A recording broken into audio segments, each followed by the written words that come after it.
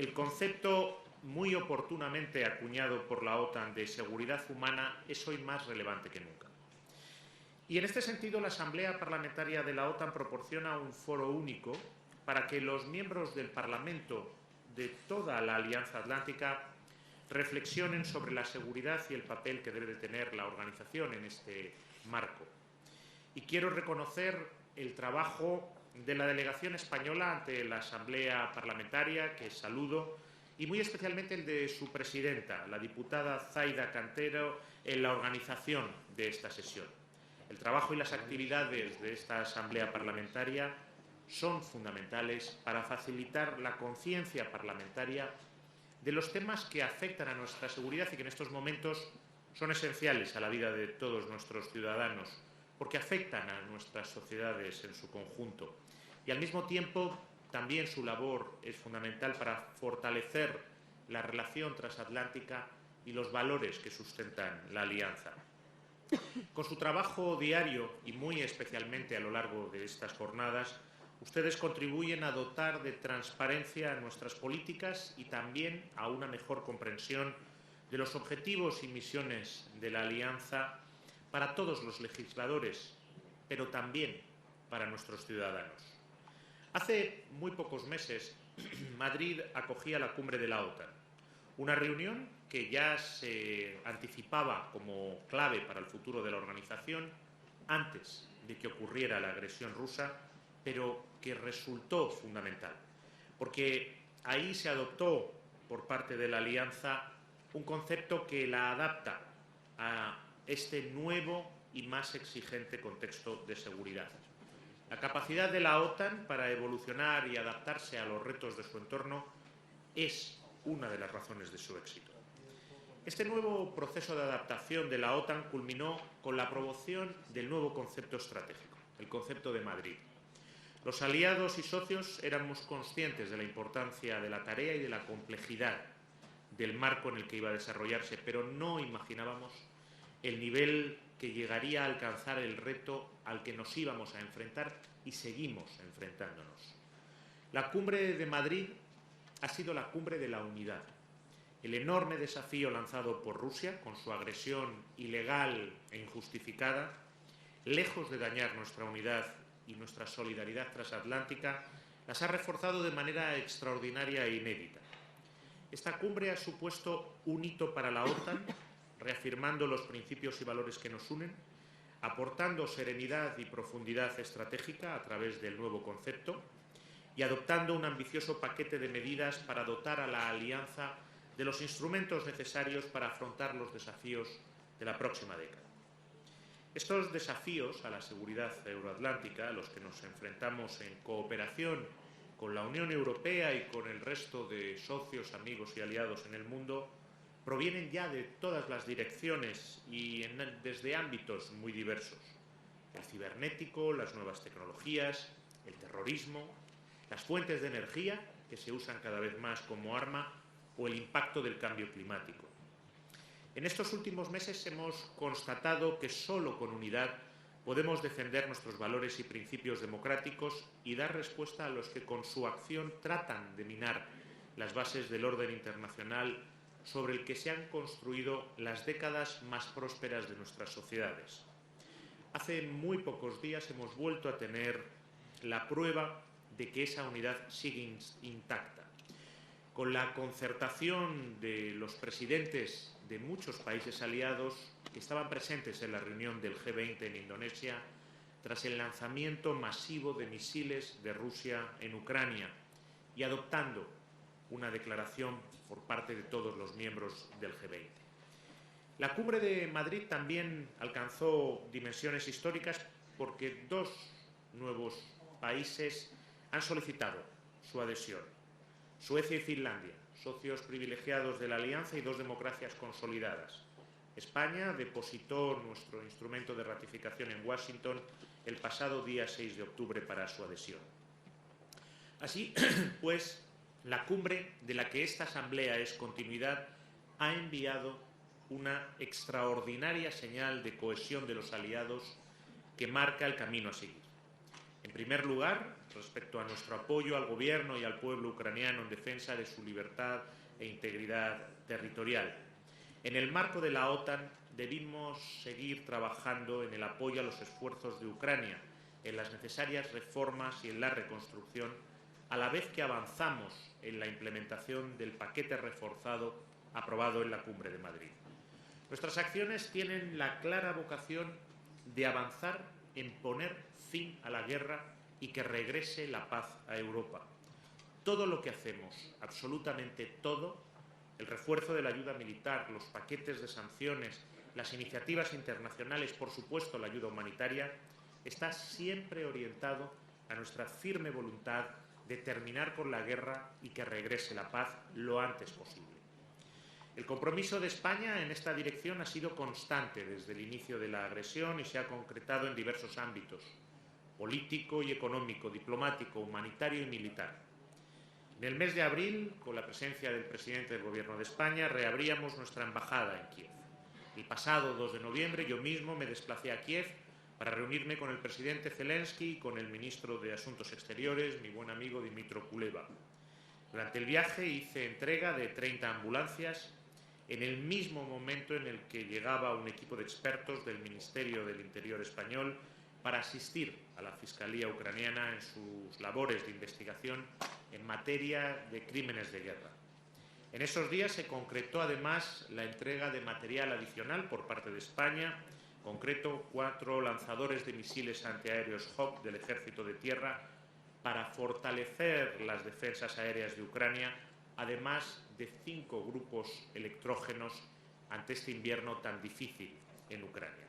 Estos son ejemplos muy recientes de cómo España ha estado al lado del gobierno y del pueblo de Ucrania desde el inicio de la crisis, y lo sabe muy bien la delegación parlamentaria de ese país que está aquí, con cuyos miembros tuve ayer ocasión de intercambiar ideas y escuchar su valoración sobre la situación. Y es que hay distintos ámbitos de este compromiso en estos momentos. Hay el ámbito político internacional. España ha sido especialmente activa en las iniciativas de condena a la agresión rusa a Ucrania, promoviendo la adopción de las resoluciones de la Asamblea General de Naciones Unidas.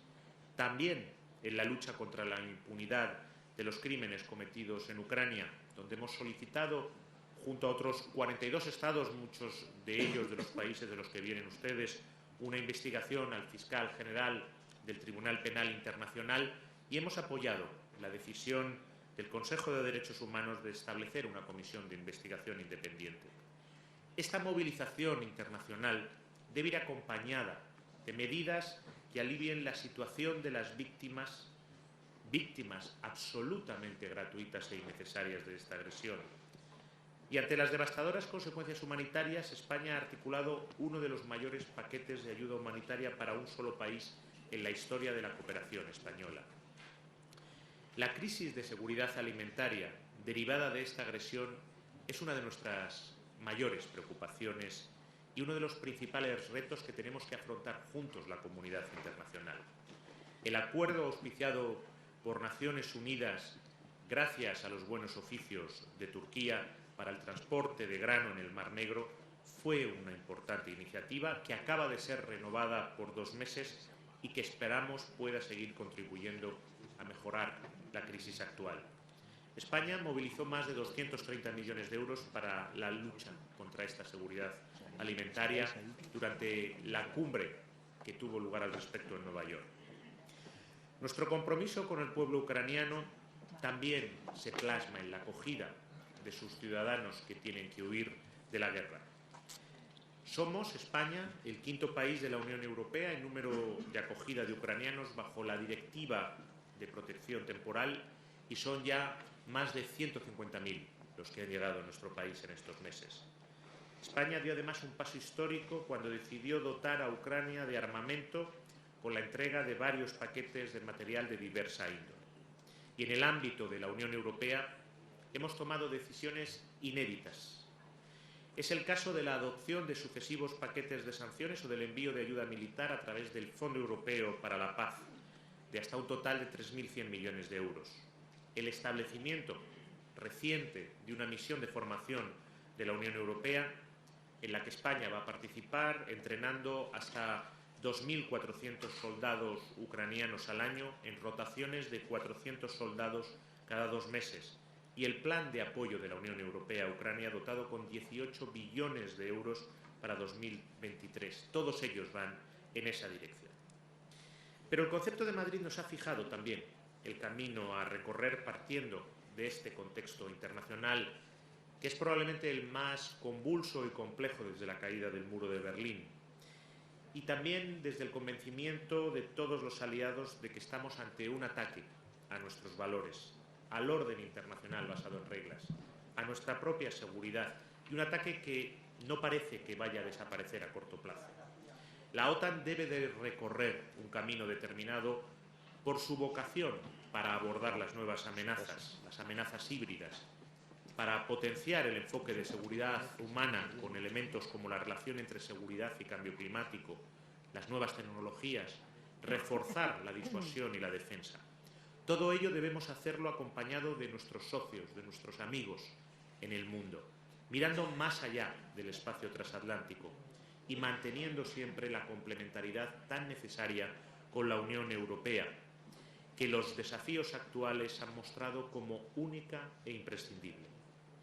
Quiero destacar en primer lugar el acuerdo sobre la necesidad de reforzar la disuasión y defensa de la alianza en el flanco este. En consecuencia, España ha incrementado su despliegue tanto en medios terrestres en Letonia como aéreos, en la rotación entre el Báltico y el Mar Negro, y también los navales, con las flotas permanentes de la Alianza en el Mediterráneo y el Atlántico. En esta adaptación de la Alianza debemos atender el compromiso de inversión en defensa, y por ello el presidente del Gobierno ha expresado el compromiso de España en alcanzar ese incremento en el año 2029. En segundo lugar, el concepto destaca, frente a la amenaza rusa, el refuerzo por parte de la OTAN de la resiliencia de los socios de la Alianza a lo que se denomina países en riesgo, estados sometidos a una fuerte presión por parte de Rusia, sea en sus propias fronteras, como el caso de Moldavia y Georgia, o a través de la influencia de terceros, como es el caso de Bosnia y Herzegovina. Prueba de nuestro compromiso han sido las visitas realizadas por el presidente del Gobierno a toda la zona, primero a Moldavia, a Serbia, a Montenegro, a Bosnia y Herzegovina, reforzando el mensaje de apoyo enviado por la Alianza. La Cumbre de Madrid ha dejado patente la importancia de que la OTAN teja fuertes asociaciones con otros países y, sin ninguna duda, con la Unión Europea. Ustedes mismos habrán presenciado este debate en muchas de sus asambleas nacionales, en los parlamentos de sus países. No tenemos que tener la menor duda. La OTAN y la Unión se complementan y se apoyan, nos hacen más fuertes a todos, aliados y Estados miembros de la Unión. Pero tenemos que ir más allá. En España sabemos bien que las mismas amenazas pueden venir de diferentes regiones, como también lo hacen las oportunidades de nuestra seguridad compartida cuando trabajamos con los demás. Y ese es el caso del flanco sur, que España conoce también y que estuvimos a la vanguardia de su introducción en el nuevo concepto estratégico. Esto se reconoció en la Cumbre de Madrid, en la que Mauritania y Jordania, que se encuentran en ambos extremos de ese flanco sur, participaron como invitados en una sesión dedicada a la región.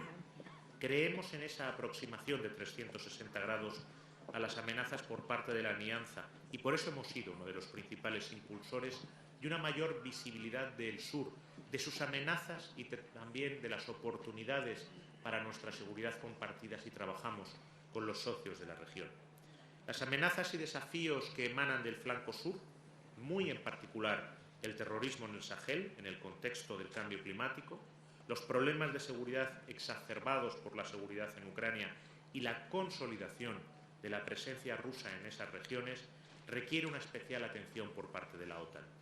Tenemos que adoptar un enfoque integral, desarrollar una verdadera comunicación estratégica con los socios en el sur y mejorar las políticas de asociación en África y el Mediterráneo en estrecha coordinación con los actores regionales y las organizaciones internacionales.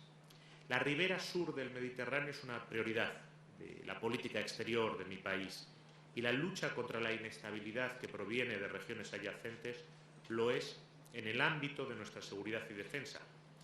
Nuestra presidencia, la presidencia española de la Alianza Sahel, el trabajo desempeñado en el Golfo de Guinea en seguridad marítima o nuestra implicación en la acción de la Unión Europea en la zona lo demuestra. Y la Alianza debe ser consciente de ello.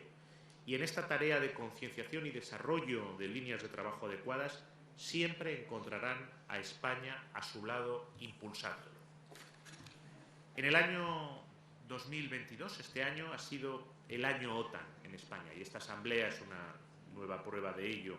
España ha vuelto a poner de relieve su papel como socio fiable, creíble, y la celebración del 40 aniversario de la adhesión de mi país, precisamente este año, y la posterior celebración de la Cumbre de Madrid han permitido reafirmar nuestro compromiso con la organización y complementar el desempeño ejemplar de nuestras tropas sobre el terreno en las misiones y operaciones de la Alianza. La escala y la complejidad de los desafíos a los que nos enfrentamos los aliados es cada vez mayor. Debemos ser conscientes todos de nuestra responsabilidad para hacerles frente, de acuerdo siempre con los valores y los principios establecidos en el Tratado de Washington. Y debemos saber que la unidad sobre la que estamos construyendo una OTAN más fuerte, unas sociedades más resilientes, debe de cuidarse y alimentarse cada día. No la demos por hecho, trabajemos juntos para mantenerlo.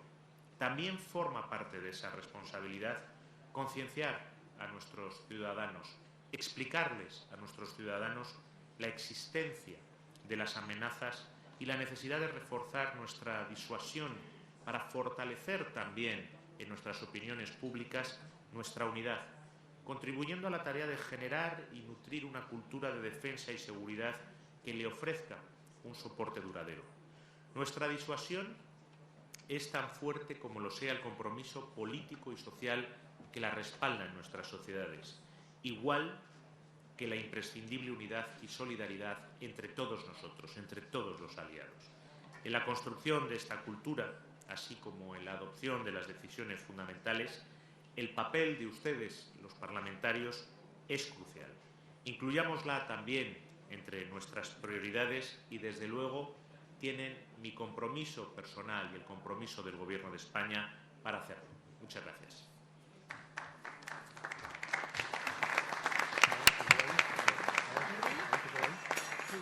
Thank you very much, Minister Albares. Now, colleagues, I would like to open the discussion. I see that a couple of our... Invertir en la ventaja tecnológica, por supuesto, ayuda a nuestra seguridad y a nuestra disuasión, pero también tiene una importante mejora civil, aparte de la creación de un montón de puestos de trabajo de alto valor añadido. Sobre nuestras opiniones públicas, efectivamente, ese riesgo existe, sobre todo cuando hay unas consecuencias económicas y sociales que provienen de la guerra de Ucrania. Yo creo que ahí, y los parlamentarios tienen una responsabilidad importante y añadida en ello, hay que repetir una y otra vez cosas que son evidentes, pero que con el paso de los meses se van difuminando y que, por ejemplo, en lo que hoy se llama el sur global, no están tan claras. Una cosa que es evidente: en esta guerra, ni la OTAN, ni la Unión Europea, ni por supuesto los países miembros de la Unión Europea somos parte, no somos beligerantes de esta guerra, ni hemos empujado, animado o indirectamente dirigido a nadie hacia esta guerra. Esta guerra es la guerra de un solo hombre, que es Vladimir Putin. Y por lo tanto, lo que hacemos los distintos gobiernos, todo lo que hacemos, como decía en mis palabras introductorias, es intentar que la paz regrese lo antes posible y proponer un escudo social para que esas consecuencias económicas y sociales impacten lo menor posible sobre nuestros ciudadanos. Y en segundo lugar, hay que explicar una y otra vez que si no hubiéramos hecho nada desde el inicio de la guerra, no hubiera habido el paquete de sanciones, no hubiera habido el apoyo al gobierno Zelensky para defender a los civiles indefensos, su integridad territorial y su soberanía, estaríamos mucho peor ahora, porque lo que de verdad causaría una inestabilidad a gran escala en Europa es permitir que la guerra sea una forma de resolver conflictos entre Estados o que la guerra de agresión se banalizara, porque hoy es Ucrania, pero mañana podría ser cualquier otro. ¿Y por qué es importante defender esos valores? Porque los valores que están en el Tratado de Washington son los mismos valores que están en la base de la construcción de la Unión Europea, y son esos valores de diversidad, de pluralismo, de democracia, de renunciar a la guerra como forma de resolver conflictos, los que nos han dado las mayores décadas de seguridad y de prosperidad en Europa. Por lo tanto, esto, que son cosas para todos nosotros evidentes y básicas, es algo que hay que recordar en todo momento para prevenir esa fatiga. Thank you, Minister. We have 5 more questions left at this time, so I will take 2 questions in each session now. First, Yehor Cherniev, the head of Ukrainian delegation. Then Rasa. Dear Minister, thank you very much for your personal support. You are a big friend of Ukraine, and Spain also the big friend of Ukraine. Thank you for the support of our country on the military level, on the humanitarian level. But I would like to raise another point. You mentioned about war criminals who should be punished for Russian soldiers that committed these war crimes in Ukraine, and they should be punished, of course. But also we discussed with you and with our colleagues from Spanish Parliament on the bilateral meeting yesterday about special tribunal of aggression, because ICC, International Criminal Court, unfortunately doesn't have capacity to investigate cases against Putin as an organizer of this aggression and this war. Putin, Shoigu, Lavrov, etc., etc. So because they have immunity of war crimes. That's why for us really important to establish the tribunal as it was the tribunal of Yugoslavia a few decades ago. And another one about fatigue. I think the best stimulus to support us or military means or humanitarian means will be the victories of Ukraine on the ground. When we show that we can liberate our territories and do this day by day, I think it will stimulate also people of European nation support us and doesn't have fatigue. Thank you. Thank you very much. It was a pleasure to talk to you yesterday and to have your insight. It's very important that war crimes are tried, the war crimes that are being committed in Ukraine, and that the people that are responsible for it will respond.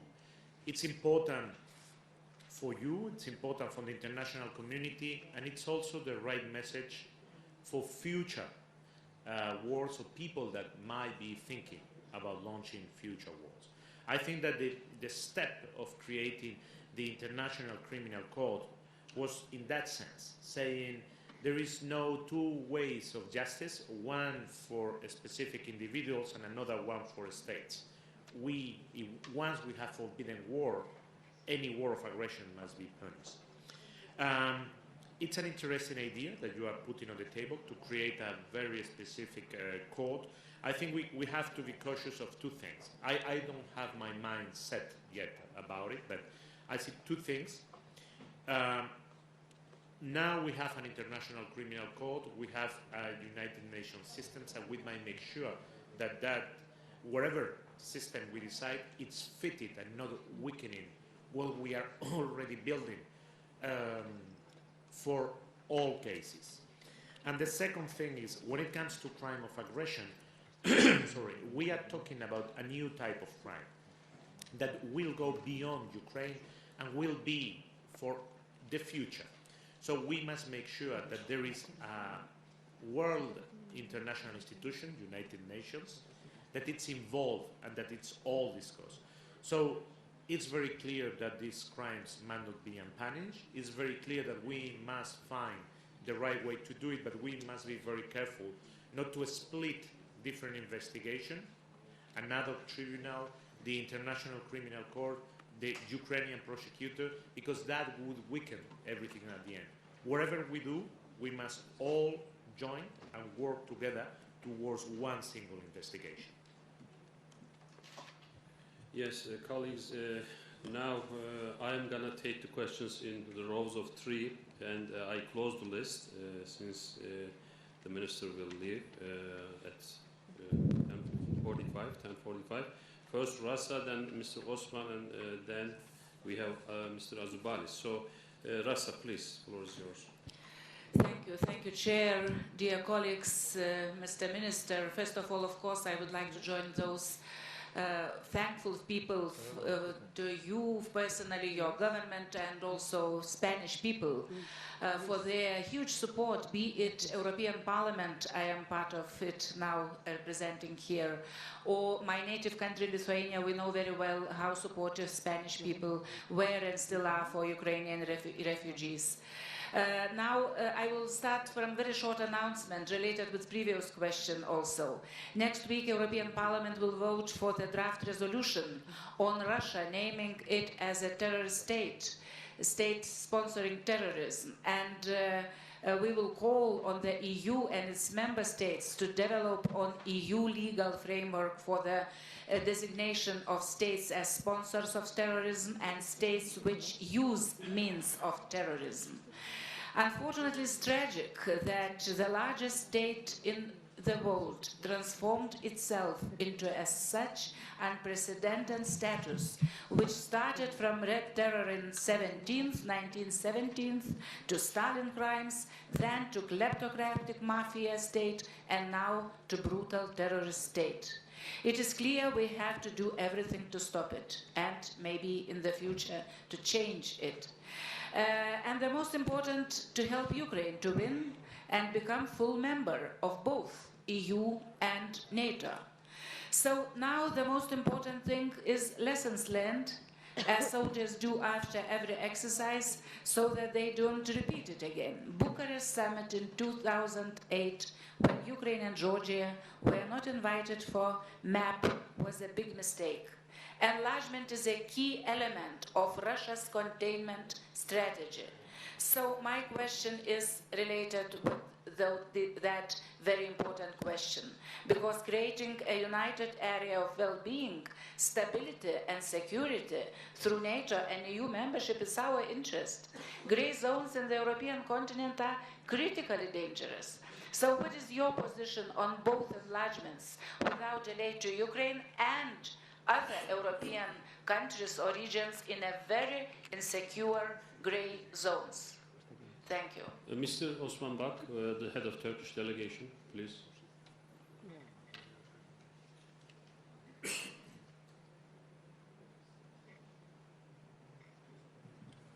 Sure.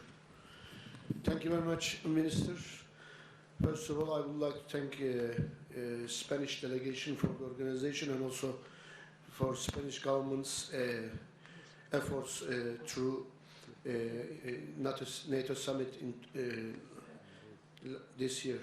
So Turkey and Spain has quite close, strong relations within defense industry, and also I would like to thank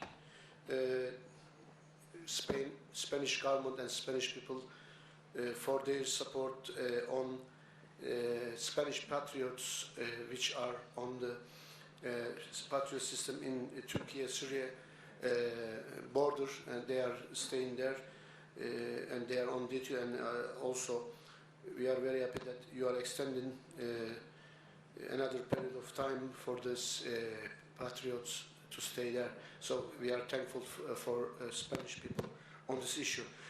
I would like to, my question is about this grain corridor issue. You mentioned this issue. The grain deal has extended another 120 days between Russia, Ukraine, UN, and Turkey. They have a quadrilateral meeting agreement on this issue. to extend this. So with this agreement, nearly up to now, with 500 ships, more than 11 million tons of grain has been transported from Ukrainian ports. So now, with the extension of this agreement, the African countries, North Africa, and also in African countries and poor countries, has a chance to continue their issues. So, what is the effect of?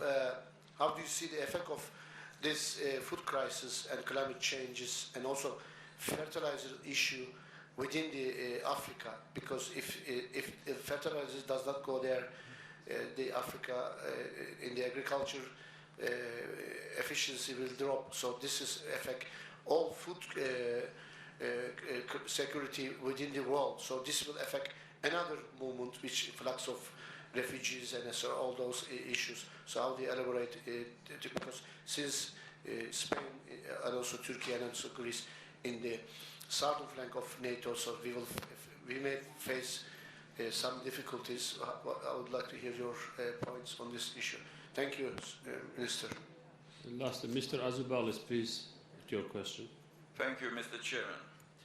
Mr. Minister, having in mind a generous Spanish support to Ukraine, we, all Europeans, must agree that in numbers, our Europe's support to Ukraine 10 times less than the United States gives to Ukraine. And it's a source of hesitation in the political circles of United States. Mr. Minister, how we could consolidate fellow Europeans for much more, bigger support, let's say not in military, but maybe economic support to Ukraine. Thank you. Thank you. On the EU and NATO question, I think the path is very clear. In EU, there is a status of candidate already of Ukraine. There is a procedure, and at the same time, we must acknowledge that we cannot ask exactly the same thing in the same way to Ukraine, that is a country in war, as we could have asked to any other acceding country. So I think that the path towards EU membership, it's already traced for Ukraine, and we must also be careful not to bring the frustration of other countries that are asking for accession to the EU over the shoulders of Ukraine. We have also to keep that in mind and in balance, but for EU it's really clearly. Concerning NATO, Ukraine is right now a country that is at war. I found impossible to put it very clearly, or very, very difficult to bring a country that is in war right now within NATO. But once the war is over, there is a procedure. We have to decide it among us, among the 30, but a country that is a full democracy, that it's in Europe, it's not for me anything strange that they would ask for accession to NATO. Concerning the Green Deal, the food crisis, the price of fertilizer, first of all, to commend the role of Turkey in bringing these deals on the table, and all the efforts that Turkey is doing, and just to encourage you to keep doing it. It's very much needed. The pressure of the food crisis, the rising price of fertilizer, plus the climate change that is been especially severe this year, it's putting a lot of pressure on Africa, very especially in the Sahel, a region that Spain knows very well. And we have to do very quickly something to cope with it. The Green Deal is part of it, but unfortunately, as long as the war is there, it will be only a percentage of the potential grain that will get out. So it will palliate a little bit, but it will not be a definite solution. And we must be also very careful about the narrative. we must to recall all the time that European Union sanctions specifically make an exception for grain and foodstuff, that the sanctions have no impact, neither on grain nor in the price of fertilizers, that Europe is doing everything that is possible to palliate the food crisis. And beyond Africa, this is having an impact in all regions in the world. Not grain, but fertilizers. For instance, I talk a lot with our Latin American friends. In Central America, in South America, they are very much worried because fertilizers are not getting there. So that is, it's really putting into pressure not only the crops this year, but also in the next following years. And about what can Europe do? We have a very strong package of financial aid of several billion euros for Ukraine. Europe is massively engaged in the different conferences, like in the conferences of Lugano, that is already thinking about reconstruction. So, of course, we can always do more, but I think that I'm almost, I would say, surprised of how quickly Europe, that we have a tendency to criticize for being slow and bureaucratic and out of contact with the reality, has answered to this crisis very quickly, in 72 hours from the starting of the illegal aggression. Europe was there, was giving a response both from the humanitarian side, financial aid, and also weapons. We must not forget that the financial aid is there. The plugging in of our energy for Ukraine in these very complicated circumstances has been very, very important. Once that we are seeing that Russia is bombing all the electricity facilities to Ukraine. So we can do more, but we must not put aside either that we are already doing a lot. I will take 4 questions altogether. First, Mr. Nemeth from Hungary.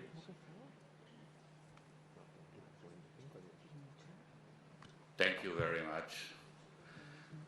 Greetings to you, Minister, and to all of you colleagues. On behalf of the Hungarian delegation, on my left, I would like to introduce you the new head of the Hungarian delegation, Mr. Zsigmond. And I would like to congratulate you, Minister, for organizing the Madrid summit and for organizing this meeting as well. I believe that NATO is doing very well under present circumstances. It is a vital instrument to make the world stable. Relating to the new strategic concept, I would like to ask you a question. For many years in these documents, we have treated Russia and China in the same way. The wording was exactly the same. Now in the Madrid document, there has been a new development. Russia is regarded now a threat, and China is regarded now as a rival and a partner in this document. Still, we hear very strong arguments in the European arena relating the decoupling relating to China. Do you see a more or less consensual approach in our ranks towards China, or what is behind this new approach, which was reflected in the new strategic concept relating to China? Thank you very much. The next question will be from Theodora Zakri from Greece.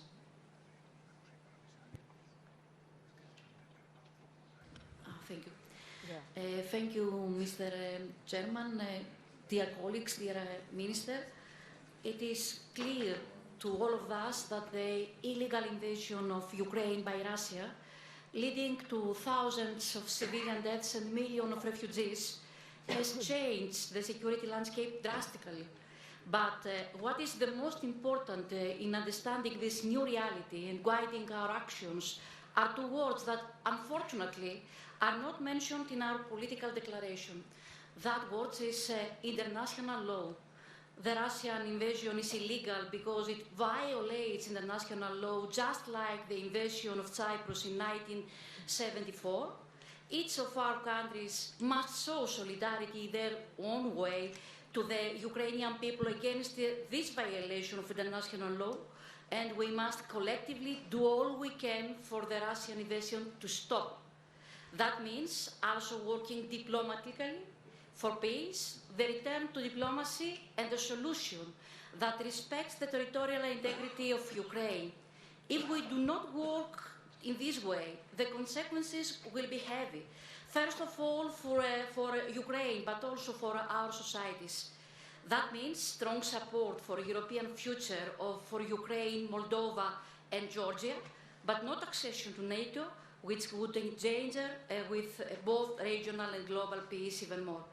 But it is important that we are consistent in supporting international law. Violation of the sovereignty rights of Greece and provocation by Turkey must stop.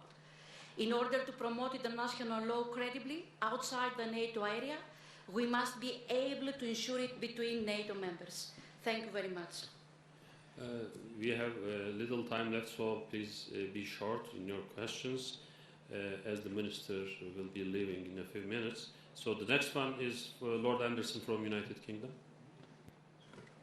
Mr. Minister, thank you very much personally and to our delegation from Spain.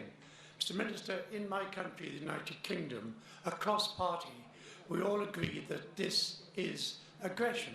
On February the 24th, Russian troops moved across the frontier of an independent sovereign country.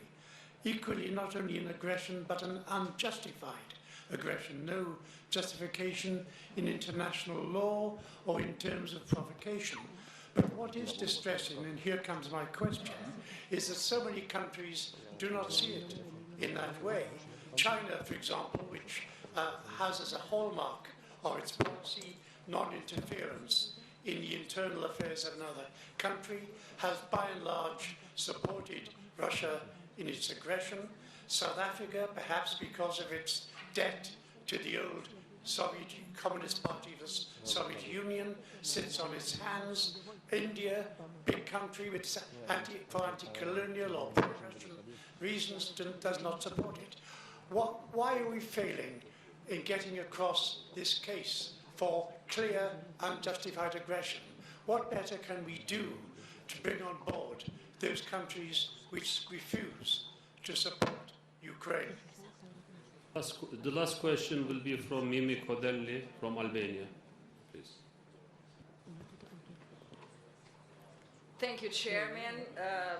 Thank you, Minister. Thank you to the warm Spain and the beautiful Spain. Well, I was listening very carefully to you. I have to tell you that one of my cousins died in the Battle of Ebro River so many years ago. So we Albanians, since then, were on the right side of the history. And we did it within our entire life.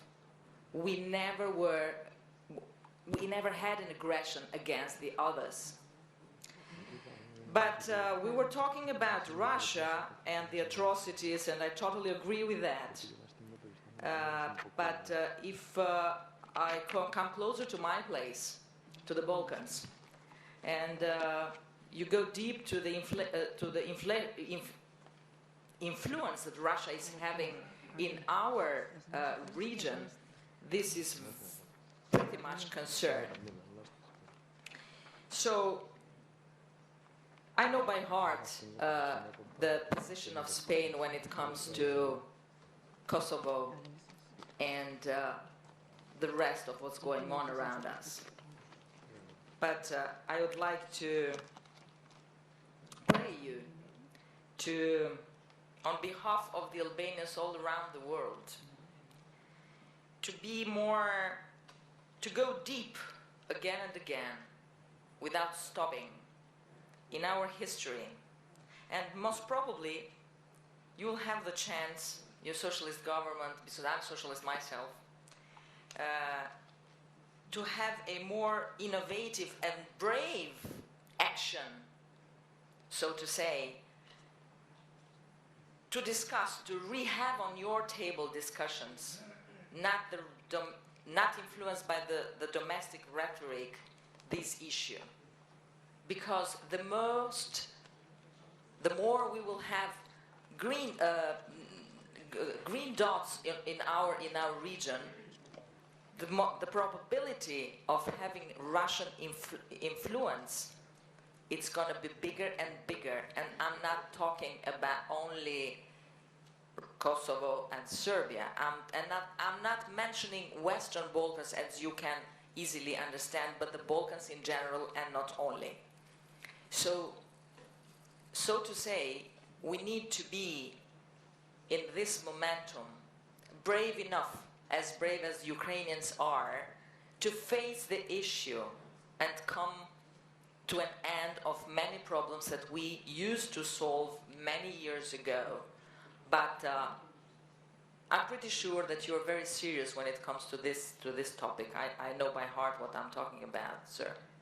But I'm begging you to, again and again, to have a vast, positive, open-minded, heartfelt discussion, so to solve an issue which can come to a peaceful end to what's going on around us in the middle of Europe. Thank you.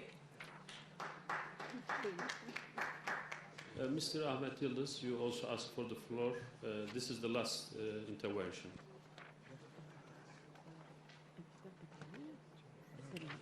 Mr. Minister, sorry for taking the floor for second time as Turkish delegation, but we are fed up with this.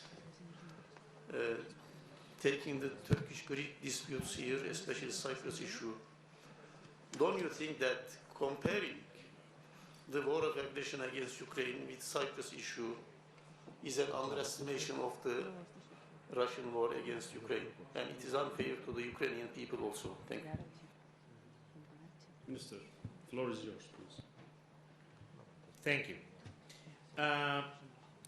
Concerning Russia, China, it's very clear that the main threat that we have right now comes from the Eastern flank, and that Russia is right now posing a tremendous threat because there are two things.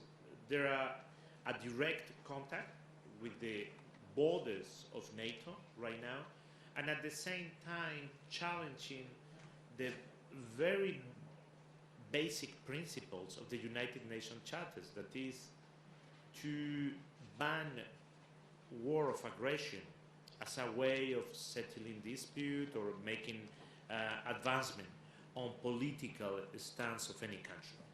When it comes to China, we come from the G20, and many of us, the President of Spain had a meeting with Xi Jinping, as had it President Biden, almost every European leader had a meeting with China. We are in a point in which we have to decide when China is a rival and when China can be a partner. And also, we need China, if China agrees to do it, and that's the big challenge, and that was the main request that the President of Spain made to Xi Jinping, in order to deal with global affairs. Very clearly, because of the influence, the good contact, the traditional historical relations between China and Russia, but also Xi Jinping with Vladimir Putin, he can help to moderate Vladimir Putin. He can help to bring peace if he wants to do it. And when it comes to global affairs, we think now that we have COP27 going on right now in Sharm el-Sheikh, it's impossible that we achieve the fight against climate change that is impacting so much in food and security without China being decisively involved in it. We will succeed in that, I cannot tell you. But definitely we have to try to put China in our side, if not as one of us. Of course, that's not, that will not be possible because we have different views on some values, at least not to have it against them. That's the real challenge that we have right now. Another question, and I will address the issue of Cyprus because Greece and Turkey talk about it at the end. China, South Africa, India, you were asking for it, the global South, as it's being called these days, why they don't see this war of aggression clearly as we do. My feeling from talking with representatives of those countries is that they feel two things. Either for some of them, they see things like us, more or less, but this is our war, not theirs. If it's a war of aggression, it should concern all of us. Another set of countries, this is more worrying, they think that we are both guilty, if we can say it that way, for this war. And for both, it's Russia on one side, and the other one is something like the Western world, NATO, it has different levels. There is a narrative battle in here that we must keep going on and on and on.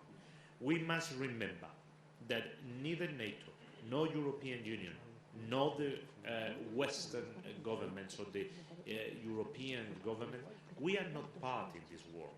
We have not pushed Ukraine into any war. Ukraine was not a threat to the territorial integrity and the sovereignty of Russia. Ukraine was not in a quarrel against Russia in any means. There is only one responsible for this war. It is very important to state this. And the second thing is we must explain that this is not only our war, as some of them see it, but this is a war of aggression, and therefore is violating the United Nations charters. And if we allow this war to go on, this can happen in different places in the world. If we accept that we can violate the principles of international law in Ukraine, it can happen everywhere.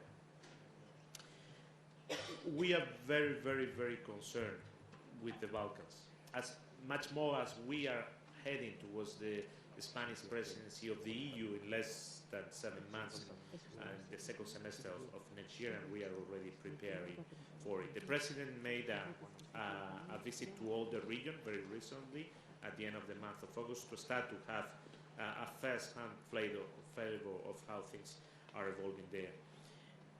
I'm very much aware of the pressure that Russia is putting in all the region and how some countries has this special pressure. On Kosovo, I can assure you that Spain will never do anything that will be an obstacle to the dialogue between Pristina and Belgrade, that we want peace to advance, democracy to advance, and of course we will be, and I get your point, I understand what you say, and I myself am reflecting on it as I'm preparing for this presidency of the EU, that what we want is a prosperous Balkan region, that we are very much aware of the influence of Russia there and the pressure that it's putting on countries that have very complicated history, and definitely in our presidency we will have EU and the Balkans, we will have a positive dialogue in the sense that is going on, and we will never be an obstacle for the advancement of democracy and the advancement of the relationship of the Balkans with NATO or with the EU. Concerning Cyprus, I heard what the Greece delegation said, what the Turkey delegation said. Just one word. We are here for unity. We are here to cope with a tremendous threat that is the Russian aggression to Ukraine. If we have a tool that works against Vladimir Putin, that's unity. Please, let's not bring topics that divide us. Let's bring topics that unite us. Thank you very much, Minister Albares, for this fruitful exchange and your contributions. I appreciate it. Ladies and gentlemen, it's time to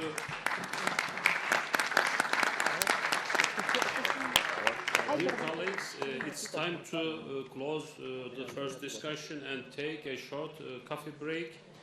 We will resume our discussion at 11:15. Thank you.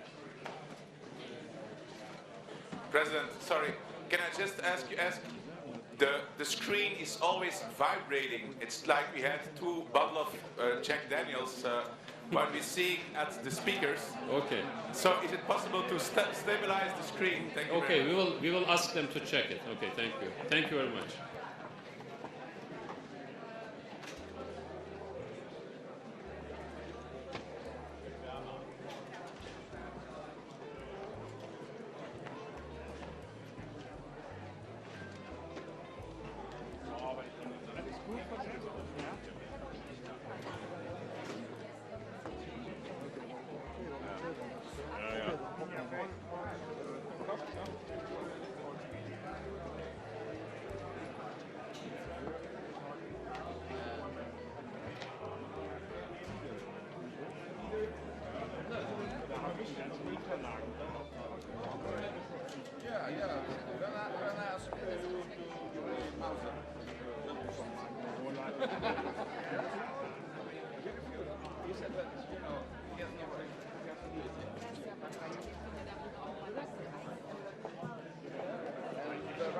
Thank you.